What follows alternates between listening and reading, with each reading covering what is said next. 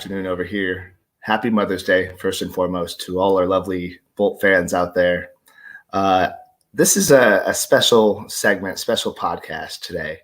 My friend, Stacey, just digging through some podcasts, watching some things, watching our fan base go from turmoil, not getting Malik Neighbors at 5, the preseason drama of trading Keenan Allen and getting rid of Mike Williams, and people are wondering what's going on. You know, my boy Stacey kept those receipts. He did. We're not going to out anyone. What we're here to talk about is how this podcast brings the real. We have people all over our fan base that speculate, which is awesome. That's what we do as fans. It's great. But when you can be right, it just feels so good. And my friend, the host of this show, Stacey, had made predictions, not even really predictions, more of like reasonable logic, which a lot of us don't have in times of panic or knee-jerk reactions. But amidst the trades, amidst the players getting released and not the super splashy free agent signings, the Joe Alt over Malik Neighbors, he maintained his course. He maintained his narrative that trust the process, trust Harbaugh, trust Ortiz, trust this new regime that we all begged and pleaded for. Now we got it, but yet we were second guessing ourselves. And I'm guilty of it too. When all got picked, I was like, dang it, man. But you can see the vision that's coming through. We have all put together a clip, or a series of clips rather, of him pleading with y'all, trying to explain to you this is the process and trust it. So let's take a look. Recognize we need a true leader of men in here. We need somebody that can set the tone and can set a culture in this place and to give us an identity. And we ready to win. We ready to win right now. He went crazy. Oh my God, we got Harbaugh. I seen people shedding tears because we got Harbaugh. We got a winner. We got a guy that's a culture builder. We got a guy that has a track record and a resume that says that you should trust him because he has had success everywhere he's went, everywhere. And Ortiz has been with a great, historically great organization that has won a lot of games with the Baltimore Ravens, and he's been there 26 years. So we got two of the best. If the season ended tomorrow, yes, I would be worried about the roster in its current state right now. Yes, I would be. We got 6 months left before the season starts. As a 46-year fan that been through every heartache you could imagine, every disappointment you can imagine, I don't care. Listen to me Jim now. Harbaugh said he wants to run the ball, he wants to dominate in the trenches, and he wants to be able to stop the run. He believes in that. We have one of the best coaching staffs ever assembled in the entire National Football League. Everybody come from winning organizations. Don't give up on Harbaugh like that. Don't give up on Joe Ortiz. This team had to clean up the mess that was left by Tom Telesco and Brandon Staley, at the same time trying to plug in pieces here and there, smart pieces. They've been methodically adding really smart, sneaky kind of good moves by bringing in the people they're bringing in. This Chargering, you ain't gonna hear that no more. I can damn near guarantee that. You ain't gonna hear that no more.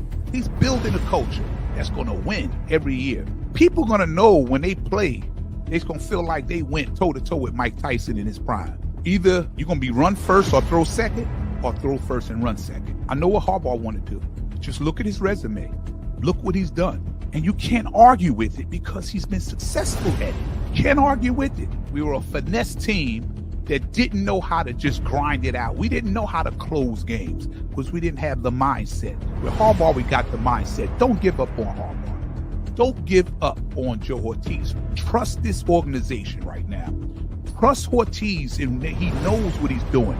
Trust in Harbaugh. Trust their record. Their record say you should trust them.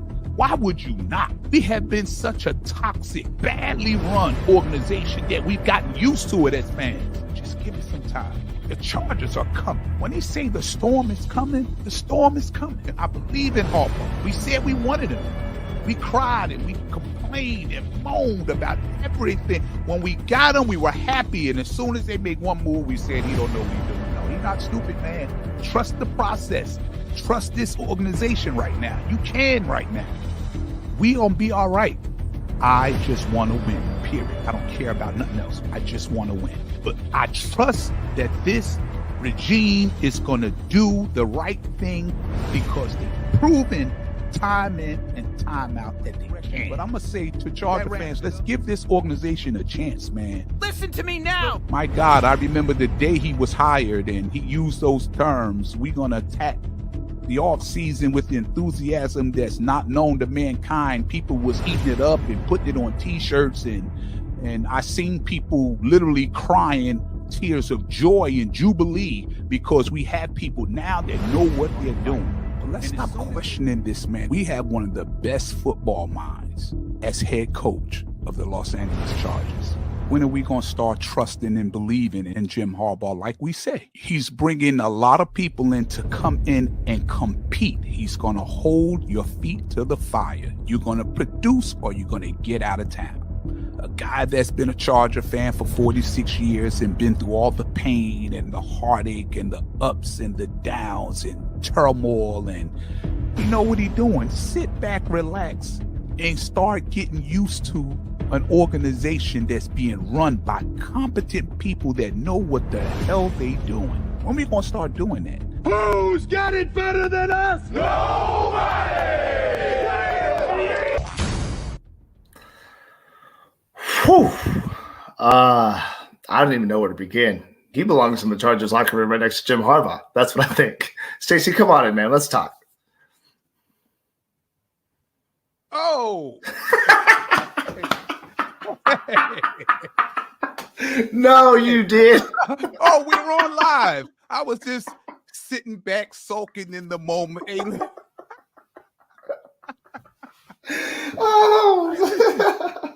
listen, I've been saying it for the longest, and now I see everybody on social media. I knew they was eventually going to come around, but what took so damn long? Man. It's nice to have everybody on the same page. Let me tell you, man, I had friends of mine that used to tell me, y'all ain't got no fans. You guys are not united. Me and my son will fly out to LA to SoFi and even the high school stadium they was in while they waiting for that to build. And man, we get up and try to cheer, man. And I would say 70% of the fans in there was the opposing team. And I hated it, but I could see things is different now. I can feel that is different. I knew it the day that they signed Harbaugh. He came in. I thank the organization for finally accepting we don't know what the hell we doing. And I tried to tell fans that, and fans was going crazy. But I'm glad to see them all coming around. And man, I can't wait till we all could get together in SoFi and have a great time and be live on the YouTube channel while doing it, man. I can't wait. But Garrett, what did you think, man? Right. I was looking around to see. Here, let me get myself together. Okay. I was looking around. I know I have, like, you know how the presidential campaign shirts, it shows like the president who's running and the vice president. I have a Harbaugh and Herbert 2024 shirt. And I thought I brought it on deployment. And during this clip, I was like up frantically looking because I wanted to change because I was just so hyped by this video. I was like, I'm going to change mid-show. show my fandom. Get out of this, my army green Charger shirt that I've been wearing this whole time. But honestly, man, I love the humble brag. I can't even call it a humble brag. That's just a straight in your face brag. But you called for it, man. You kept an even keel the whole time, even when it was Joe Alt on draft night. I'll never forget because you were disappointed, and I can tell. Right. Just because I know how you are and the way you carry yourself, the energy shifted on our pod. We were just like, all right, well, this kind of, but then as we started to see it build, we were like, oh, wow, okay. But you had people days later calling for the GM's head, calling for just like this. We thought it was going to be different. This is so Chargers. And then, fast forward to now. And everyone's just so content. Oh, we're signing Bud Dupree, DJ Chark. They're finding the silver linings and things. They're like, oh, he ran a 4.3. We got a speedster. Bud Dupree's going to be a good edge 4. We're talking about players that are depth as if they were going to be starting, but we're still optimistic. And that's what having depth looks like. Yes. It's like you have a puzzle. In the beginning, you have all the pieces and you just got this square. And you got to start putting together. And you're like, well, what the hell is it? I don't know what part to put where. And nothing looks organized. I can't figure out what it is. But as you start adding the pieces and then I know what this is. I know what this is now. So I saw the bigger picture, and I was just trying to get people to hold on, because I know that the last regime didn't have a plan. They had no idea what they were doing. They almost ruined Justin Herbert. But I knew when Harbaugh and Ortiz, and when you start seeing the staff that they were bringing in, I knew they were a plan. Even after the alt pick, I was like, okay, I thought they was going to get Latham, the right tackle from Alabama. Yeah. But you know what? I'm going to trust. I know they have a plan. I may not see it right now, but I know they have a plan. I'm going to stay the course, and I was trying to get people to stay the course with me. And that's why I just wanted to play that, because we've had a lot of new subscribers as of late, and they haven't seen the last maybe 2 months of shows, but I've been pleading that for the longest, and to see it coming together, people could see the vision. People could see the future. They could get an idea of what this team is going to look like, and they just as excited as I am right now.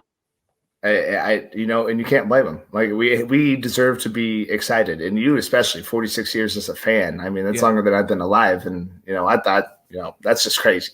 Yeah. I think the off topic. I think you need to find that freeze frame of when the video clip ended, and you were sitting there with your sunglasses and cigar in your mouth. But that needs to be like your Twitter profile picture, because that was just such an iconic moment in my mind. I was like, oh.